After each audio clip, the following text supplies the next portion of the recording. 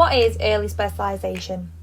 Specialization, according to Mosfer, Best and Meyer 2012, is where you participate in a year-round training in one specific sport.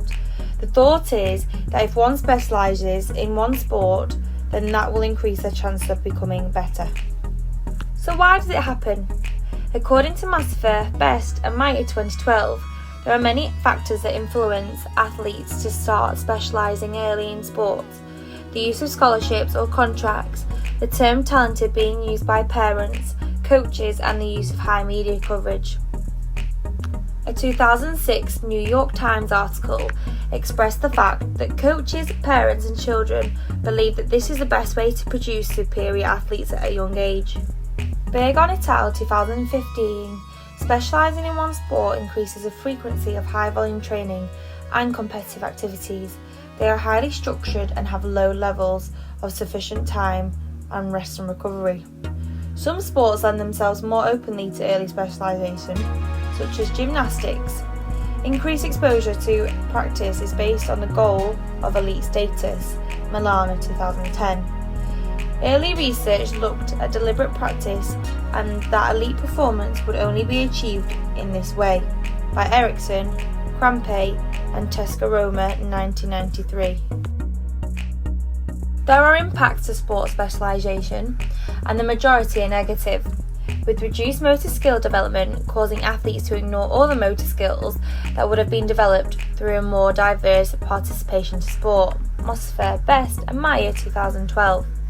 According to Lloyd, Oliver and Fairbangham, Meyer and Dester-Croxin 2014, specialising early leads to an increase in social isolation, increasing risk injury, and also burnout. Due to specialising, there becomes an increased amount of pressure, and athletes become exhausted and entail high psychological stresses. Borms, 1986. This causes a high percentage of withdrawal from their chosen sport due to injury or burnout. Wall and Côté, 2007. Why not specialise early? According to Gianthi, Pickham, Douglas, Patrick and Labelle, 2013, success in later life happens to those athletes that have experienced greater diversification whilst playing sport in their younger years. Additional research made by Gianthi et al. 2013 suggests that those that become elite athletes specialised in sport much later on in life and played a greater variety of sports during their development years, whereas a non-athlete specialised early and therefore had less opportunity to play other sports.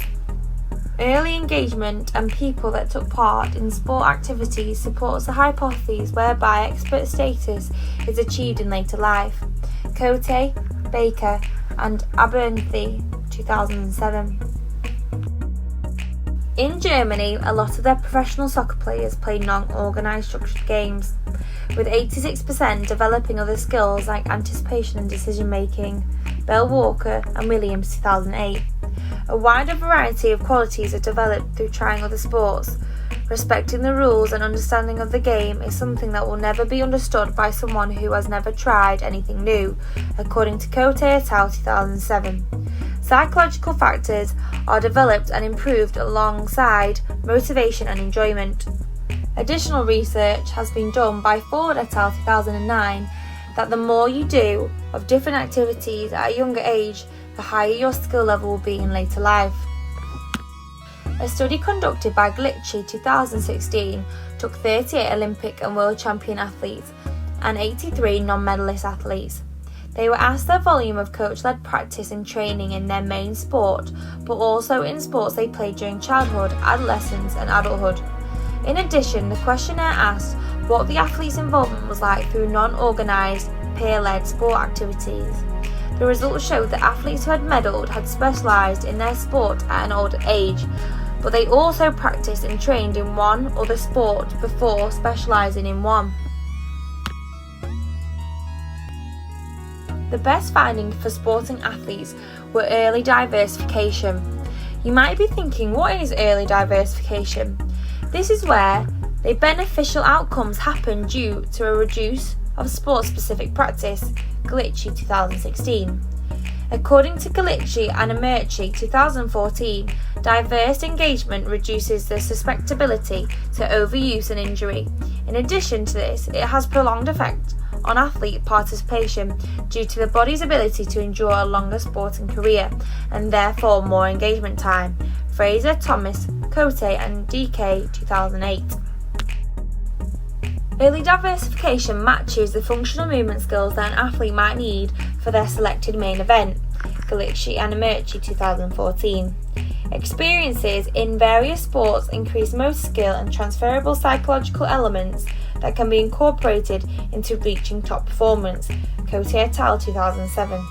Finally, the early diversification looks at different training environments, helping improve one's performance. Through early childhood, the more you experience, the more you take away with you. Therefore, intrinsic motivation is developed when commitment develops in later life. Hendry, Croker and Hodges 2014.